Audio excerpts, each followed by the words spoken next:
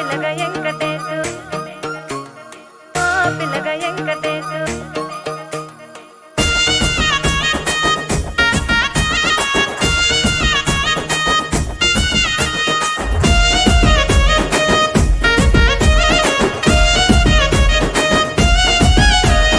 చిత్రాల మనసు నాది చిన్నగా పోతుంటావో చూడక పోతుంటావో ఇంట్లో చిన్నదాన్ని నేను చిత్రాల దాన్ని